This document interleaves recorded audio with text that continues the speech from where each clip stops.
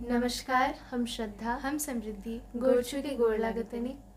Classic Bhojpuri movie song की इस श्रृंखला में हम दोनों बहनें आप सभी के समक्ष भोजपुरी मूवी के कुछ शानदार और यादगार गाने आप सभी के सामने प्रस्तुत करेंगे।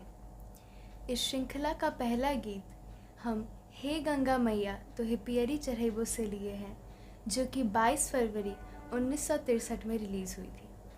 इस गीत को स्वर दिया है स्वर कोकिला लता मंगेशकर जी और उनकी बहन उषा मंगेशकर जी ने।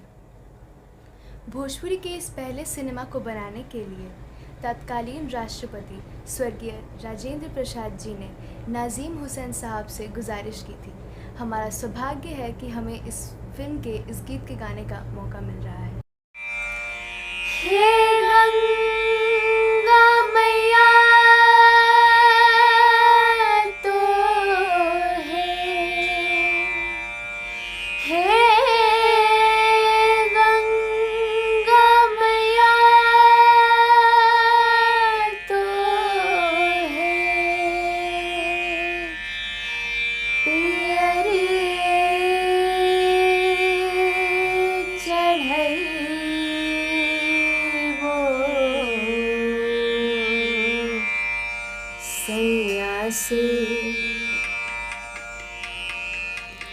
सैया से कर दे मिलनवा, हाय राम सैया से कर दे मिलनवा हो राम। हे गंगा मैया तो हे पियरी चढ़ैबो, सैया से कर दे मिलनवा, हाय राम सैया से कर दे मिलनवा हो राम। गंगा नहाइब सूरज पैया लागी आई, मांगाइए के मगनवा हो राम। गंगा नहाइब सूरज पैया लागी आई, मांगाइए के मंगनवा हो राम। हे गंगा मैया तो हे पियरी चढ़ैबो, सैया से कर दे मिलनवा, हाय राम सैया से कर दे मिलनवा हो राम। ना मोर गुण ढंग ना मोर कर जी, ना मोरे को गहनवा हो राम।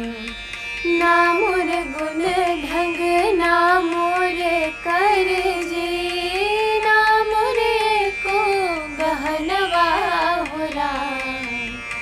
खोल घूंघट जब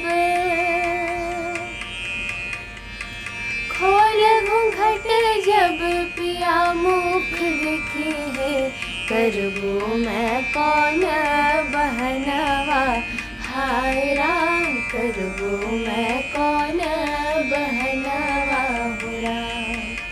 हे गंगा मैया तो हे पियरी चढ़ैबो, सैया से कर दे मिलनवा, हाय राम। एक कोठरिया में आना रे जाना, एक कोठरिया में रहना हो राम। एक कोठरिया में आना रे जाना, एक कोठरिया में रहना हो राम। गुण अवगुण मोरा, गुण अवगुण मोरा सब जग जाने, नैहर से लेके अंगनवा, हाय राम नैहर से लेके अंगनवा हो राम। हे गंगा मैया तो हे पियरी चढ़ैबो, सैया से कर दे मिलनवा, हाय राम सैया से कर दे मिलनवा हो राम।